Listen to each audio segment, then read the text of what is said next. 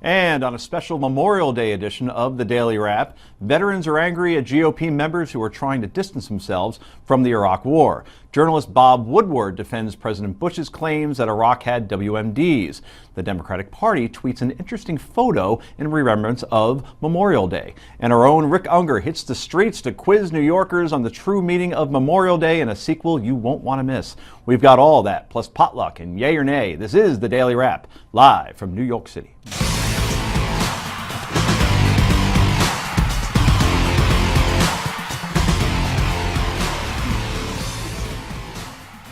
And welcome to the show. I'm Joe Concha, and joining me is Sirius XM radio host, columnist, and Steve Malzberg's Mariano Rivera coming out of the pen for hour number 4 on this network. My co-host, Rick Unger.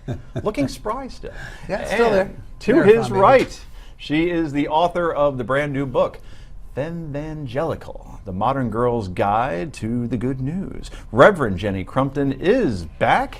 And finally, former Navy SEAL, former FBI Special Agent, and president of Continued Services LLC, and friend of the Daily Wrap, and apparently immersed in the new Jenny Crumpton book. And who knew he could read? Oh boy. Jonathan Gilliam's here. Let's get right to the Daily Download.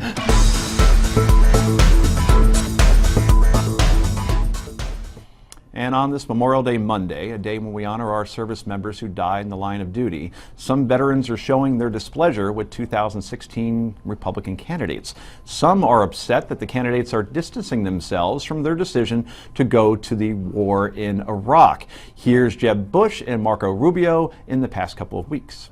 If we're all supposed to answer hypothetical questions, knowing what we know now, what would you have done? I would have not engaged. I would not have gone into Iraq. We've learned subsequently that that information was wrong, and my answer was, well, if at the time it would have been apparent that the intelligence was wrong, I don't think George Bush would have moved forward on the invasion. Now, some vets are annoyed that a party that lobbied so hard for the war is now running from it. Others say they still believe their mission was vital, regardless of what the politicians say. What's your reaction when you hear the Republican candidates distancing themselves from the Iraq War, Jonathan Gilliam?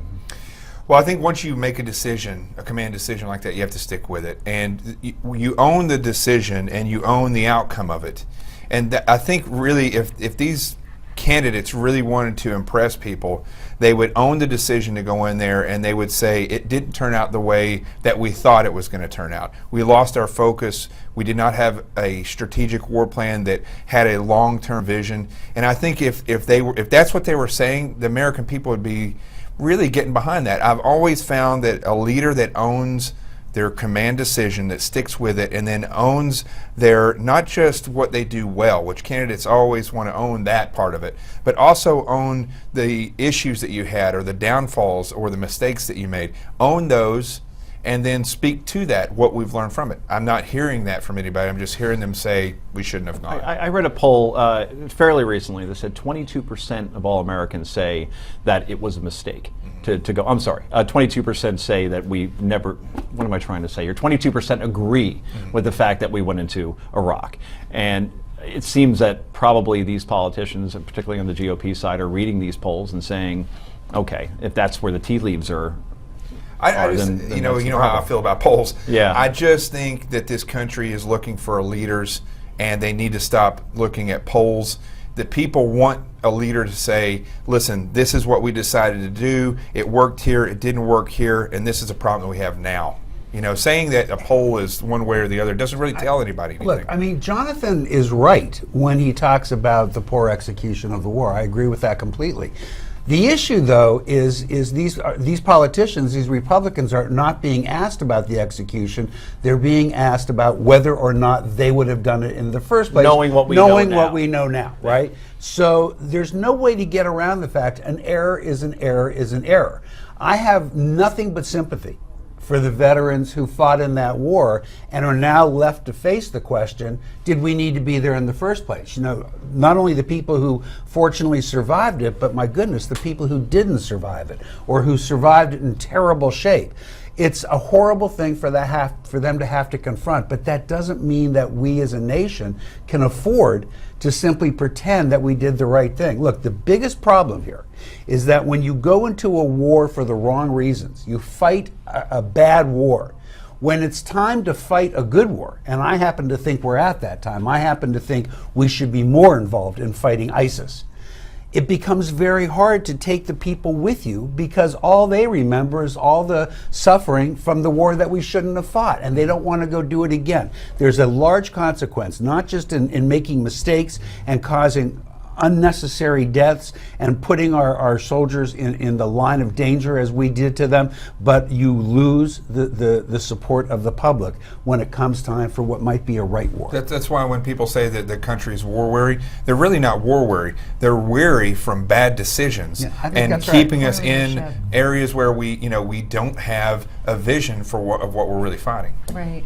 And I think when Megyn Kelly actually asked Jeb Bush that question in the first place a couple of weeks ago, as a journalist, she was very tuned in to the fact that, like you said, the people are looking for leaders who are concerned with the billions of dollars we're spending on wars, with the terrible atrocity that is military suicide, that is just at epidemic levels. You know, Americans are looking for people, I think now, who can admit their mistakes and are willing to flip-flop. You know, the media still persecutes politicians for flip-flopping, but, you know, Hillary Clinton has also come out and said, I made a mistake by voting for that war. It wasn't the right thing to do. I think we're in an age where people are wanting to see more honesty.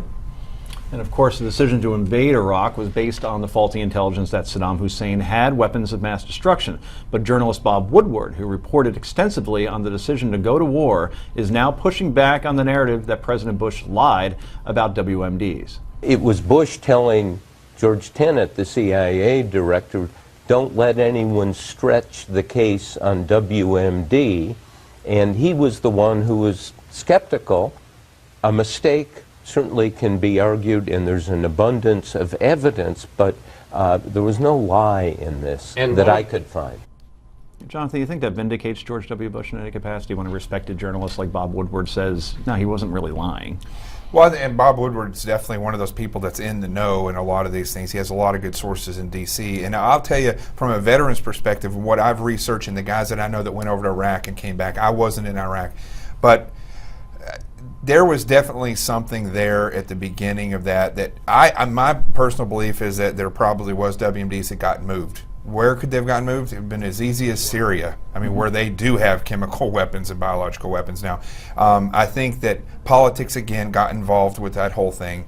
And it just didn't, even if there were WMDs, there was no strategic long-term plan for it. Correct. Here's the problem. First of all, Woodward may be right on a technicality. He is a great journalist. I'm sure he's telling the truth. But that doesn't change the fact that many high-up people in that administration were selling the story about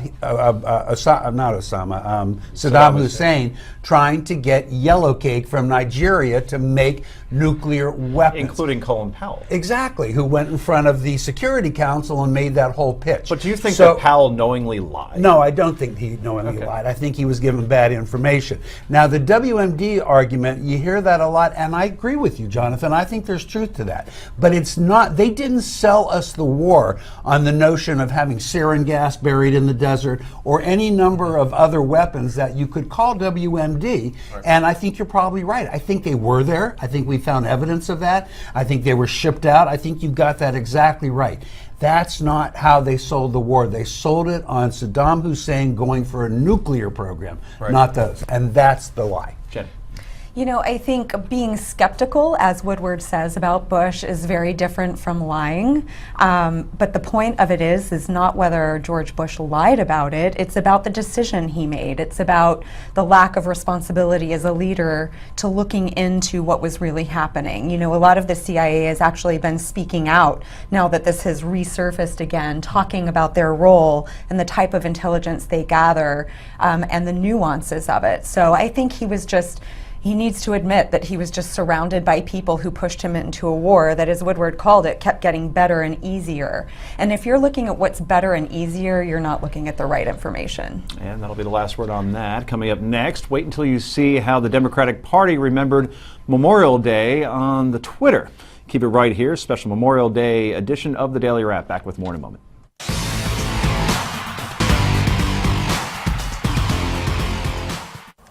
Today is the first Memorial Day in 14 years that the United States has not engaged in a major ground war.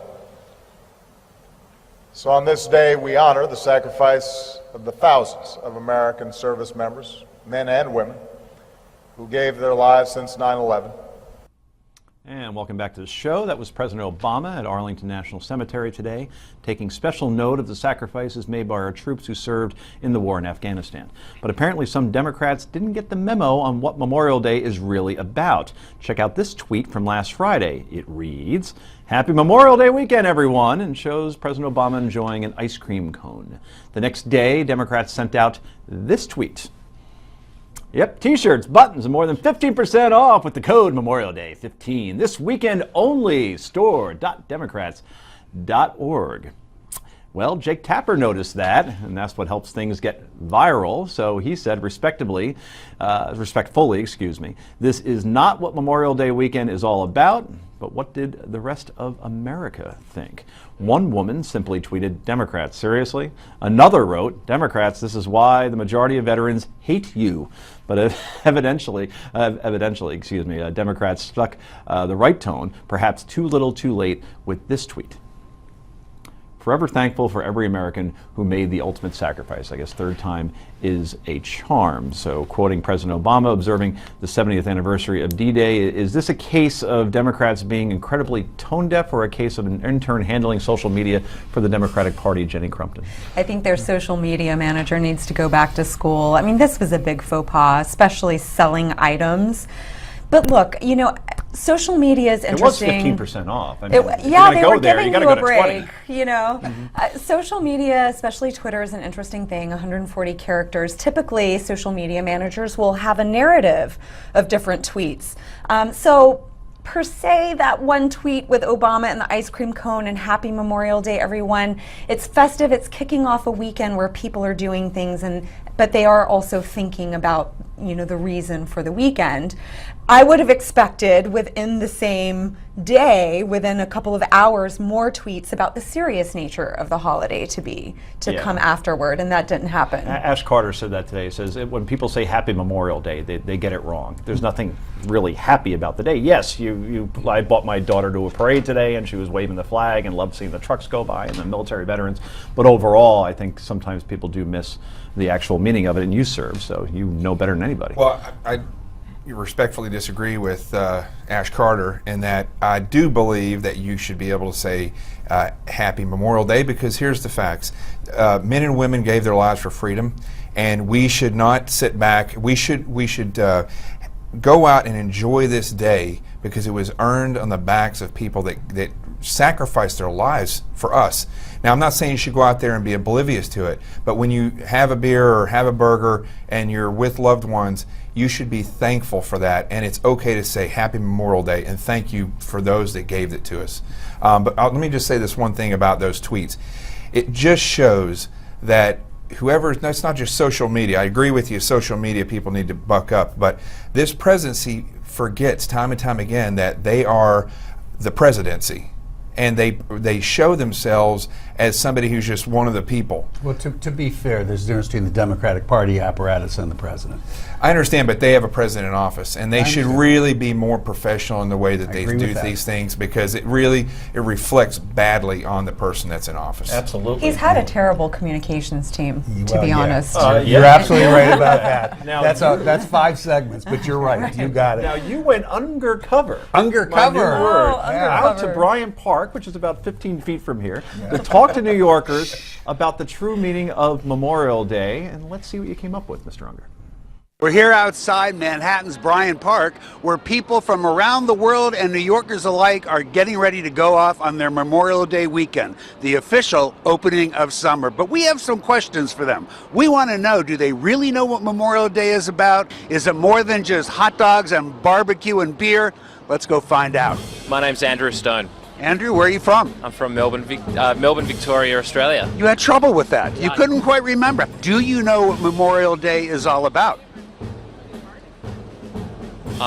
Do you know what this weekend is? Do you know what Memorial Day celebrates?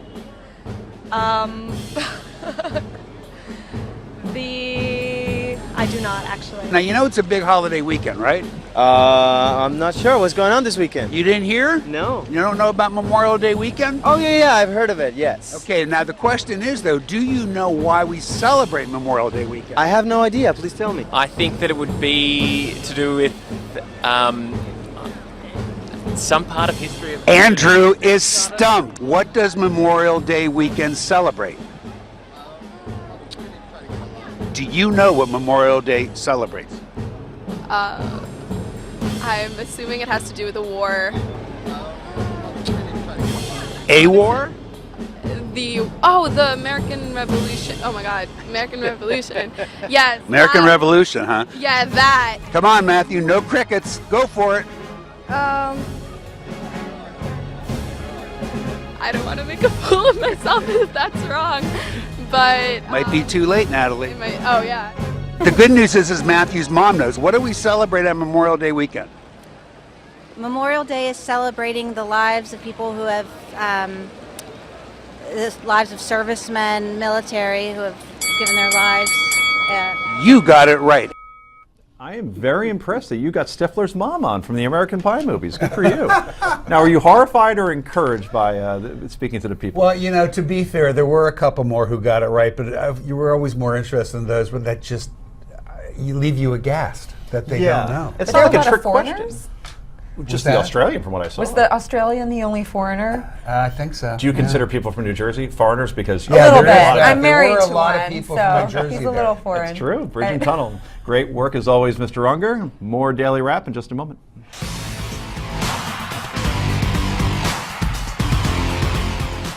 And welcome back to The Wrap. I'm Joe Concha along with my co-host, Rick Unger.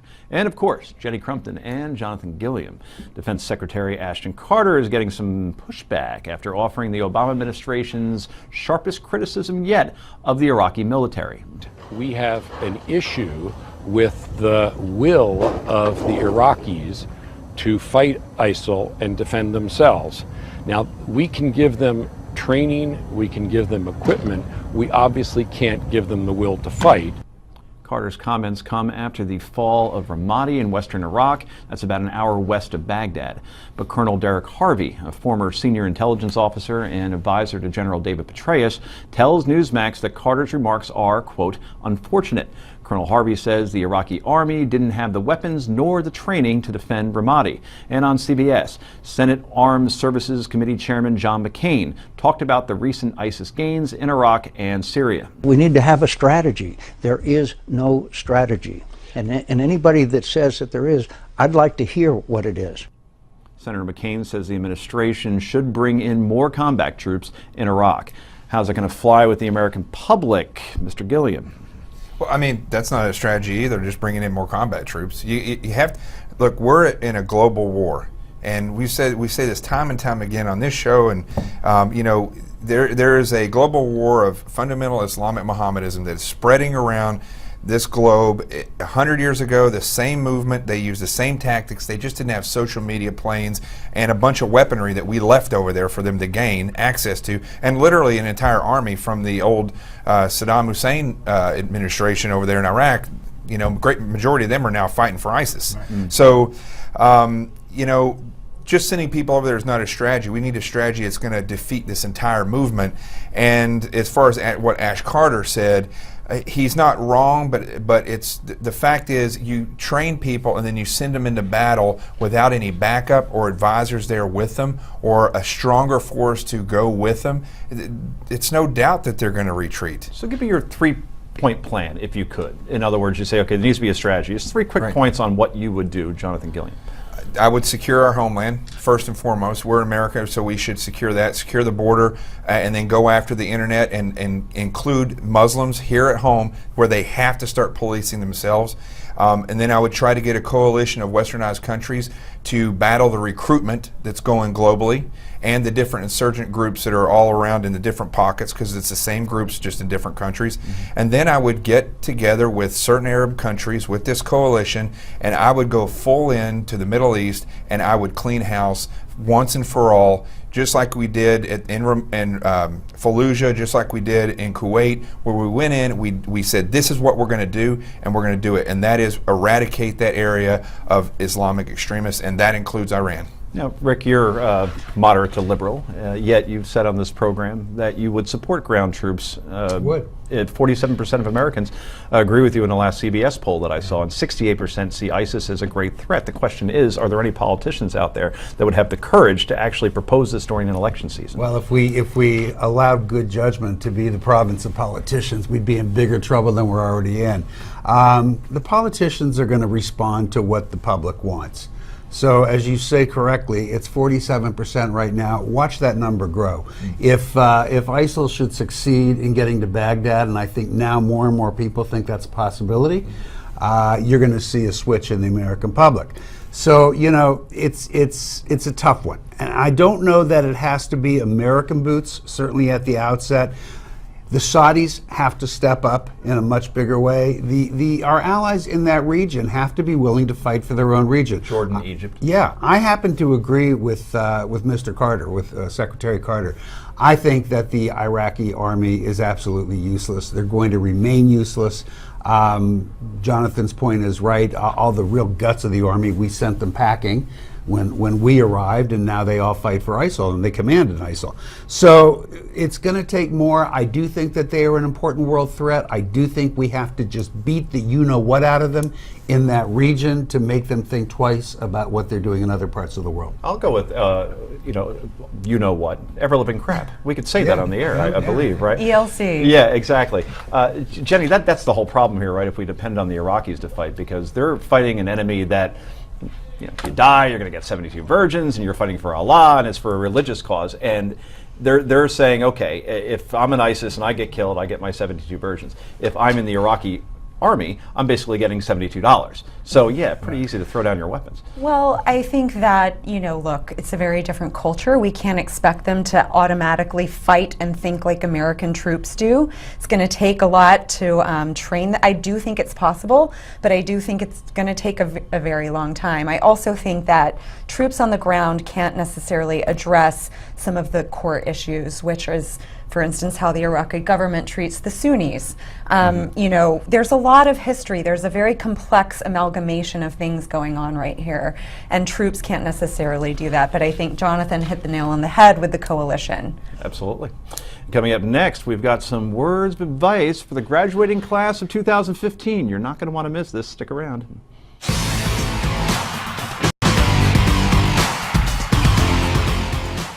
And welcome back to Daily Wrap. I'm Joe Concha, along with my co-host Rick Unger, Jennifer Crumpton, and joining us for the remainder of the show is accomplished attorney practicing commercial litigation at the law firm of Meister. Is it Meister or Meister? Meister. Meister. Like Meister Brown. Wow. Selig and Fine, LLP in New York City. He's also Jenny's boyfriend. Or are you two actually married now at this point? We are married. Yeah, almost a year. That's right. I was at the wedding. Yes, you were. Yeah, it was in a bar. It was tremendous. I was going to say, you obviously don't remember. Oh, well. Free alcohol. Joe doesn't remember lots of things. May or may not have gotten overserved. Anyway, David Ross, welcome. Pleasure to be to here, the Joe. program. We share something in common, by the way, in that my wife didn't take my name either.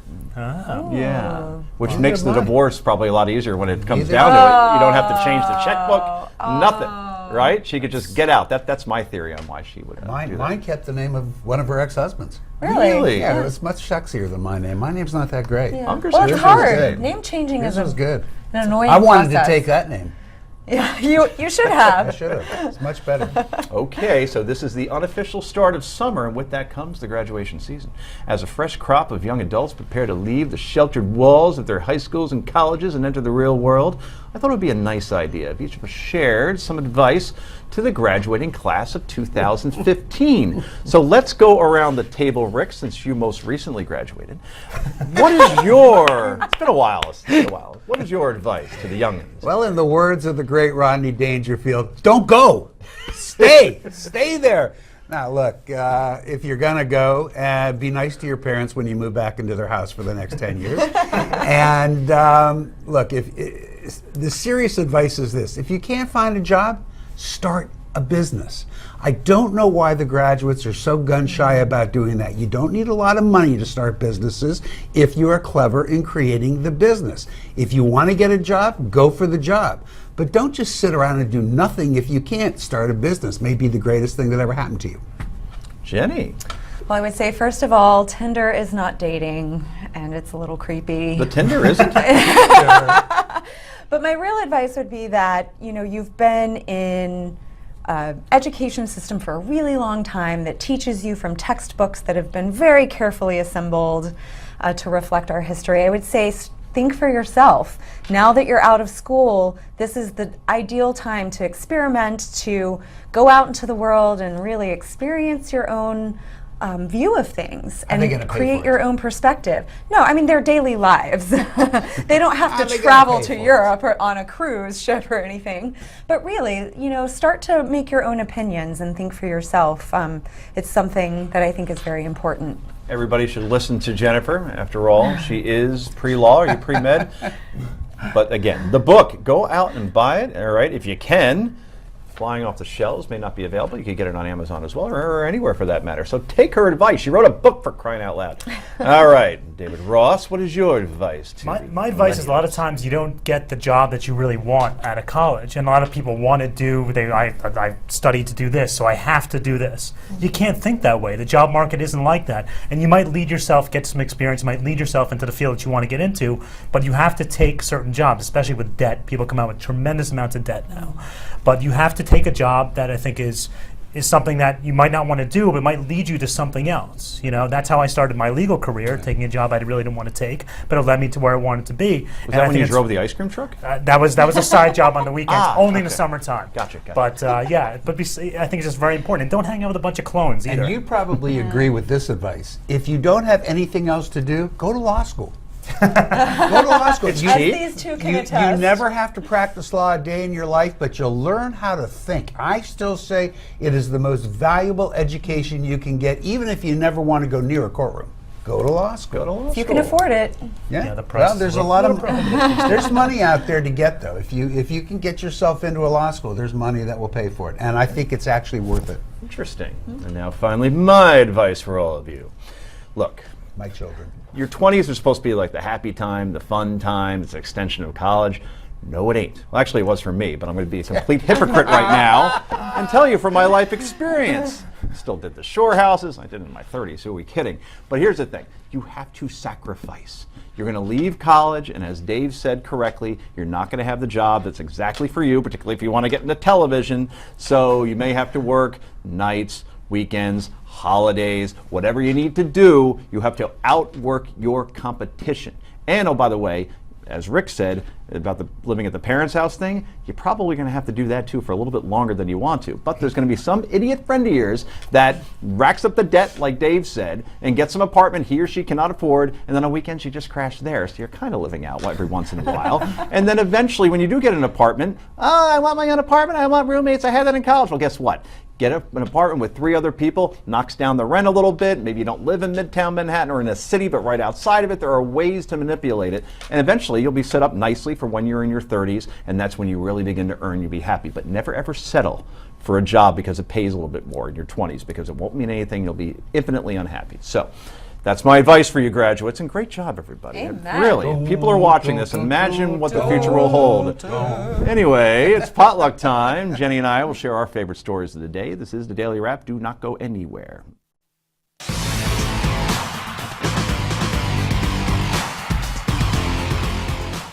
And welcome back to Daily Wrap. It's potluck time. This is part of the show. We go around the table and share our favorite stories of the day. And if you're a chick, you get to go first. Jenny. Hey, thanks. Look at you. Yeah. Well, okay, my potluck doesn't smell so good. So I want to talk about Josh Duggar.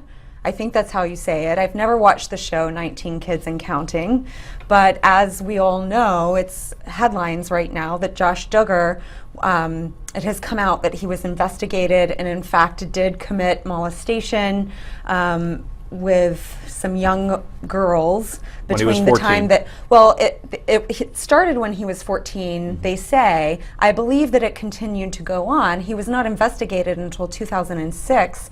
An investigation came up. At that point, he was 17 or 18. You know, and here's the thing. Who knows how many girls were affected by this? You know, I also understand his sisters were affected by this. He forcibly touched young girls while they were asleep. And it's a big problem because people like Ted Cruz and Mike Huckabee are coming out in support of the family. They say it should be forgiven. They say, oh, boys will be boys. He was young. But this isn't, you know, he had a 14-year-old girlfriend and they were caught making out. This is forcible. And that's a problem. Sexual assault is a huge problem in our country. And Huckabee fails to mention any of the victims. He fails to mention there was incest involved. And 14 is old enough to know that what you're doing is wrong.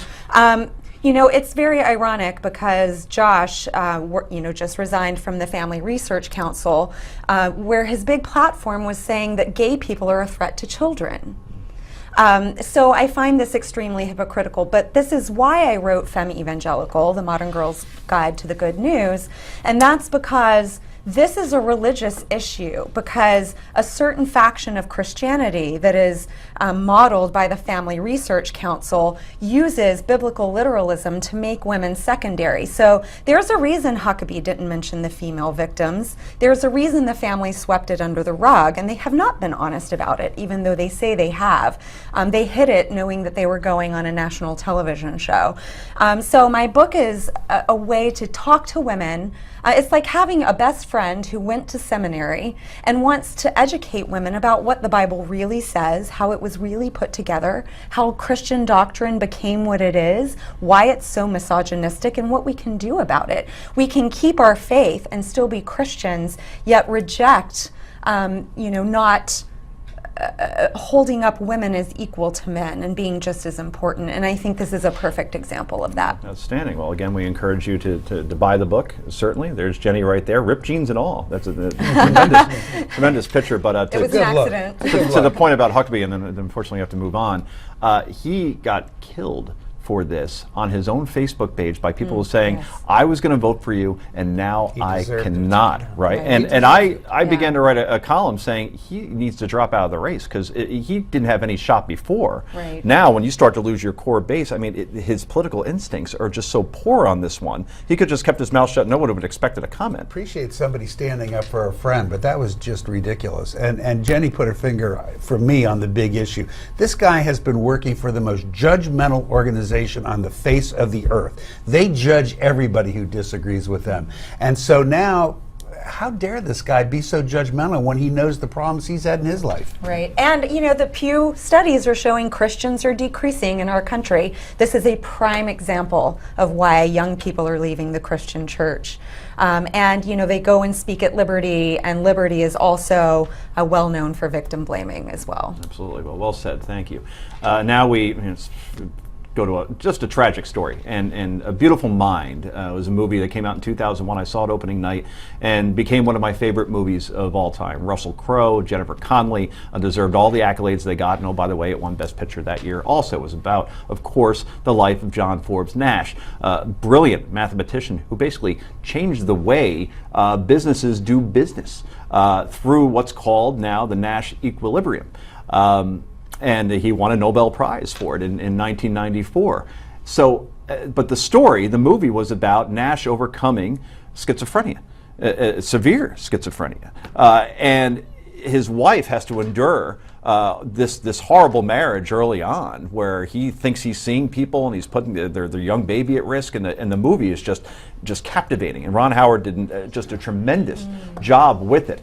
And so they overcome all of these things, and Nash gets himself relatively well, and then he ends up going back to Princeton, where he becomes a professor, where he worked until just this weekend. And then what happens? They're on the New Jersey Turnpike in a cab, and they get into an accident. They're not wearing their seatbelts, and they get ejected from the cab. And they apparently hit the pavement and they were run over by a second car. Yeah, that's what a preliminary report says, authorities are saying. And this is just amazing. And I say, honestly, cabs should have automatic seatbelts in the back, because there is a poll that was done. 80% of people don't wear seatbelts in the backseat of cars. So if they're not doing it, then somebody has to do it for them, particularly in cabs. So unfortunately, we got to go. More yay and nay in just a moment. Stay there.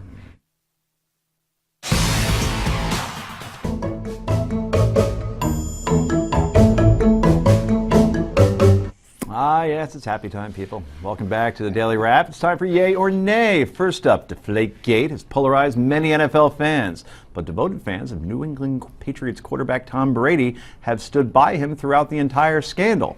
One fan in particular is even defending him from beyond the grave.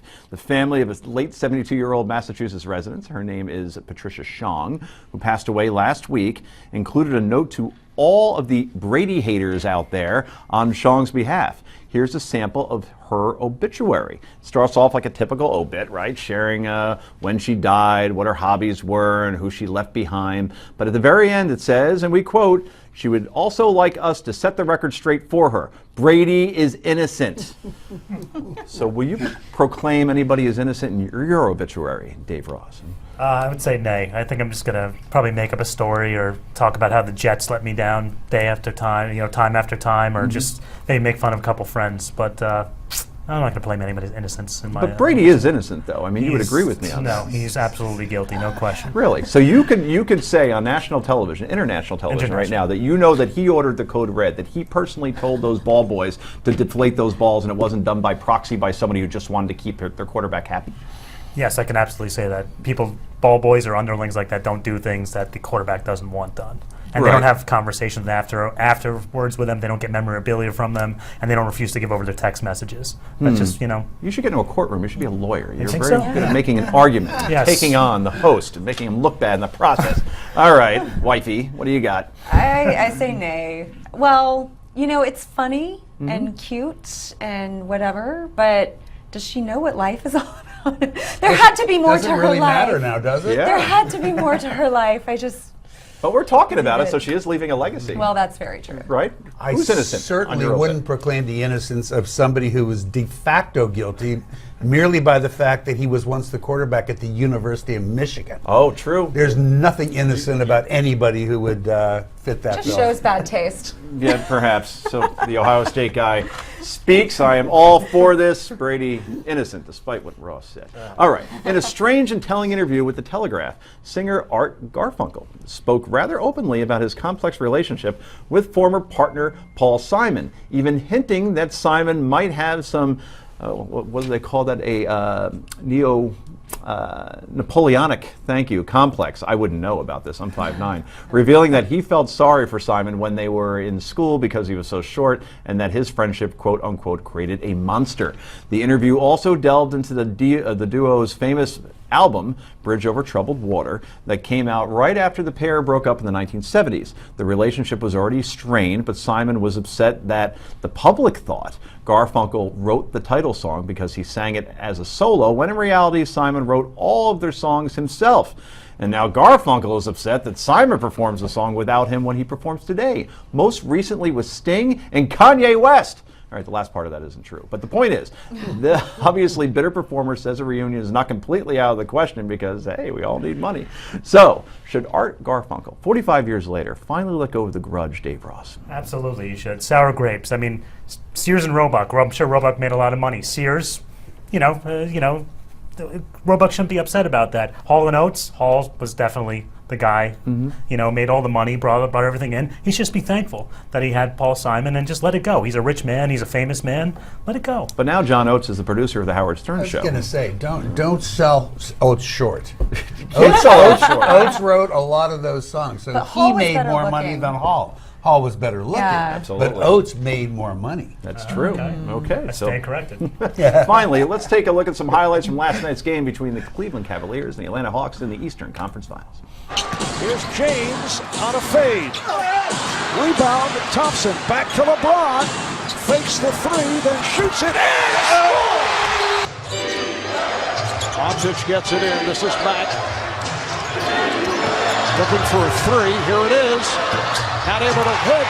Comes to Millsap, gets it back to Mack in the corner. This for the tie. So it's looking like the Cavs and the Golden State Warriors are heading to the NBA Finals.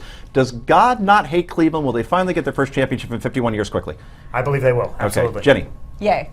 Yay.